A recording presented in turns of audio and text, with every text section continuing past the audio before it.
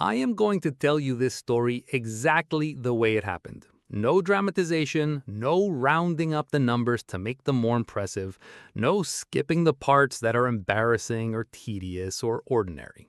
Because I think the honest version is more useful than the inspiring version. And I think most wealth building stories get told in a way that makes them feel like they happened to someone different from you. I want this to feel like it happened to someone exactly like you. Because it did. My name is Samuel. I was born in Lagos, Nigeria in 1990. I came to the United States in 2014 with a tourist visa, $400 in cash, a duffel bag containing everything I considered essential, and a cousin named Emeka, who had been living in Houston for 3 years and had agreed to let me sleep on his couch until I found my footing. I want to describe that couch. It was a brown sectional, slightly too large for the apartment, positioned in the living room of a 2-bedroom unit that Emeka shared with 2 other Nigerian men who worked in construction. The apartment smelled like jollof rice and industrial-strength air freshener. There was a window AC unit that made a sound like a small motor slowly dying. I slept on that couch for 4 months. I was 24 years old with a business administration degree from a Nigerian university that American employers greeted with polite indifference. The first job I got was washing dishes at a restaurant near the Galleria. I applied in person, which Emeka told me to do because it was harder to ignore someone standing in front of you than an email from an address they didn't recognize. I wore the nicest shirt I owned, which was a blue button-down I'd bought for university graduation. I asked for the manager, introduced myself, told him I was reliable, a fast learner, and available immediately. He hired me that afternoon, $9 an hour. I want to stay here for a moment in this dishwashing job because I think people skip past the beginning too quickly in these stories, and in doing so, they skip past the most important part. Washing dishes is physically brutal work. You are on your feet for 8, 9, 10 hours. Your hands are in hot water constantly. The kitchen is loud and hot, and everyone is moving fast, and the margin for slowness is 0.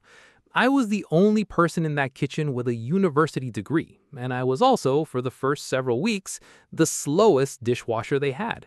I got faster. I got very fast. Within 2 months, I was the fastest dishwasher in the kitchen, which is a sentence I am completely serious about and not embarrassed by. I also watched everything. I watched how the kitchen ran, I watched the food costs, the waste, the way certain menu items moved faster than others.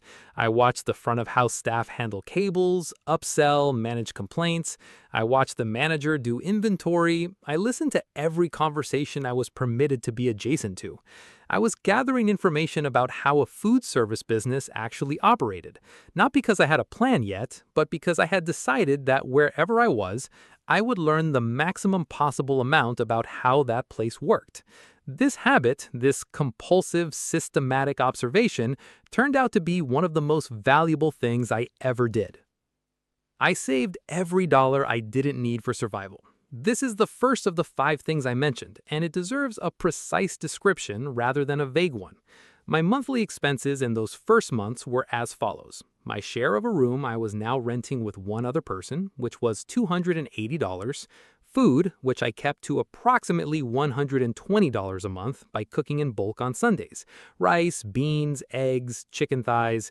The cheapest, nutritionally complete diet I could design.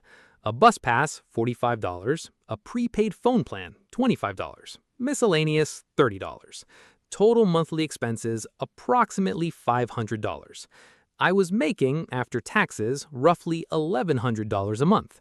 I was saving $600 a month. To some people reading this, that sounds like deprivation. I want to reframe it. I was saving 55% of my take-home income at 24 years old, while washing dishes for $9 an hour, and I considered this a completely normal and sustainable way to live. This is the perspective that I think is the true engine of everything that came after. Not genius, not luck. Perspective. Within 6 months, I had saved $3,400. I opened a checking account, which required some navigation as a non-citizen, but it is possible, and the specifics are available if you look for them. Then I opened a high-yield savings account. The interest rate at the time was not spectacular, but it was something, and something matters when you are starting from nothing. The second thing I did was obsessively educate myself about money. Not casually, obsessively. Every evening after work, I read. Not novels, I read personal finance books I borrowed from the public library, whose card I got within 2 weeks of arriving because it was free and the resources were extraordinary. I read about compound interest. I read about index fund investing. I read about the tax code. I read about real estate. I read about how American credit scores worked and how to build one from zero, which I began immediately with a secured credit card that I paid off in full every single month without any exception. I want to be specific about the books because specificity is useful. The foundational texts were straightforward, the kind of personal finance books you've probably heard of. But the reading that changed my thinking most profoundly was not the personal finance shelf. It was biographies, specifically biographies of people who had built businesses from nothing. I read them not for inspiration, but for operational detail. How did they acquire their first customer? How did they manage cash flow in the early stages? What were the decisions that compounded over time versus the ones that felt significant at the time but weren't? I was reverse engineering success the same way I had reverse engineered that restaurant kitchen. At 25, I got my first real promotion, from dishwasher to prep cook. The raise was small. What mattered was the skill acquisition. I was learning the food, the systems, the economics of the kitchen from a new angle. I also, around this time, got my food handler certification and then my food manager certification. These cost money and time that my coworkers mostly didn't want to spend. I spent them. The certifications were small things on their own. Combined with 2 years of kitchen experience, they opened the next door. At 26, I got a job as a shift supervisor at a fast food franchise location. Different company, different environment, but I had walked in with certifications, verifiable experience, and a reference from the restaurant manager who had watched me turn into his best prep cook. The job paid $15 an hour plus a small bonus structure tied to location performance metrics. Now I was making roughly $2,400 a month. My expenses had grown slightly, but not proportionally. I had moved into my own room in a shared house, which cost $380. I was still cooking at home. I was still taking the bus. My savings rate dropped to around 45%, but the absolute dollar amount going into savings increased. And I had now crucially begun investing. The investing is the third thing, and it is the thing I think is most misunderstood by people who don't have a family tradition of financial knowledge, which describes most immigrants and most working-class people regardless of background. I opened a Roth IRA and began contributing the maximum I was legally permitted, at the time $5,500 per year. I invested exclusively in low-cost index funds. I did not pick individual stocks. I did not try to time the market. I did not follow financial news with any more attention than was necessary to avoid doing something stupid. I chose a simple 3-fund portfolio: total U.S. market, total international, and bonds. And I contributed to it automatically every month without looking at the balance more than once a quarter. This is not exciting advice. It is the correct advice. And the reason most people don't follow it is because it requires doing essentially nothing after the initial setup. And doing nothing feels like you're not trying hard enough. At 27, something shifted. I had been at the fast food franchise for a year. The location I managed had gone from the bottom third of the regional performance rankings to the top quarter. Corporate noticed. The franchise owner, a man named Gary, a second-generation Lebanese American who owned 4 locations across Greater Houston, called me into his office and asked me how I had done it. I told him, in detail. I had analyzed the food waste data, restructured the prep schedule, retrained 3 employees whose inefficiencies were creating downstream delays, renegotiated the cleaning supply order with a competing vendor for a 12% cost reduction, and changed the upselling script for the drive-thru during lunch rush based on which items had the highest margin relative to prep time. Gary looked at me for a moment and said, "How old are you?" 27, I told him. He offered me a general manager role at his worst-performing location. More money, $52,000 a year, salaried plus bonus, more responsibility, more hours. I took it. That location was genuinely struggling. high turnover, inconsistent food quality, poor customer satisfaction scores. I spent the first 3 months doing almost nothing except watching, listening, and learning why it was failing. I identified 4 core problems, built a plan, executed it over 6 months. By the end of the first year, the location had turned profitable. Gary's bonus to me was $8,000. I put $7,200 of it directly into my investment accounts. But something more important happened that year. I learned how a franchise business works from the inside. I learned the franchise agreement structure, the royalty model, the territory rights, the financing options. I learned what a location cost to acquire, what the typical revenue and margin look like, what the failure modes were, and why most of them were operational rather than structural. I was learning an industry from the inside the way I had learned that first restaurant kitchen, systematically, obsessively, with the specific goal of eventually operating on the other side of the equation. The fourth thing I did was build credit deliberately and aggressively. By 28, my credit score was 780. I had 3 credit cards, all paid in full every month, with a combined limit of $22,000 that I never used more than 10% of. I had no debt except a small car loan I had taken out specifically to add installment credit to my profile. For a used Toyota Camry I could have paid cash for, but didn't because the loan cost me less than the credit score benefit was worth. I understood from my reading that credit is a tool, and that the people who use it correctly get access to leverage that the people who avoid it entirely or use it carelessly never have. At 29, I bought my first property. It was a duplex in a working-class neighborhood on the east side of Houston. Purchase price was $187,000. I put 20% down. $37,400, which I had saved and invested and partially liquidated over 5 years of extreme discipline. My mortgage payment was $892 a month. The tenant in the second unit paid $850 a month. I was effectively living in a house for $42 a month, while building equity, while the tenant's payment covered nearly the entire mortgage cost. I want you to understand the mathematics of this moment, not the inspiring version, the actual mathematical version.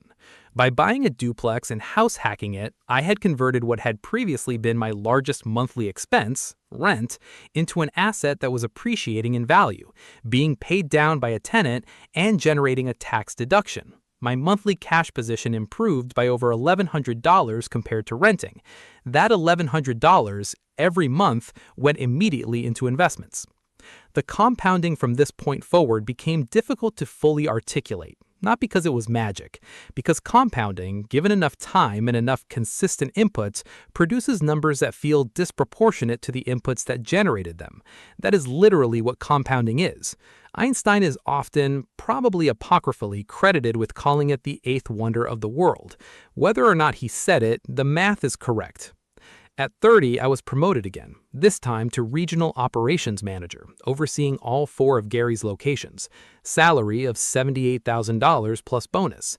I bought a second property, a single-family home I rented out entirely. At 31, I bought a third. I was not a real estate mogul. I was a person systematically acquiring rental properties in a market I understood deeply, with tenants who paid on time because I had learned to screen them carefully, in neighborhoods I had personally assessed block by block. The fifth thing I did, the one that made the others possible, was refuse to expand my lifestyle as my income grew. This is the thing that sounds obvious and is, in practice, almost impossible for most people.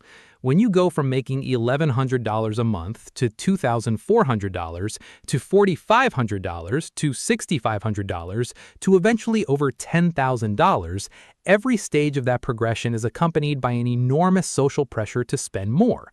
Friends get nicer cars, colleagues wear better clothes, the restaurants upgrade, the vacations get further away. I upgraded nothing, or almost nothing. I bought the Camry at 28. I updated my wardrobe once at 30, spending $800 on clothes that would last 5 years. I ate at restaurants occasionally, thoughtfully, as a genuine pleasure rather than a default. When people ask me why I didn't drive something nicer or live somewhere more impressive, I told them the truth. I was building something that would eventually make all of those things irrelevant. At 33, my net worth crossed $2 million. I calculated it carefully on a Sunday morning at my kitchen table. The equity in 3 properties, the investment accounts, the retirement accounts, the cash reserves. 2.1 million. I sat with the number for a while. I made myself a cup of tea. I called my mother in Lagos. I told her I was doing okay. She asked if I was eating well. I told her I was.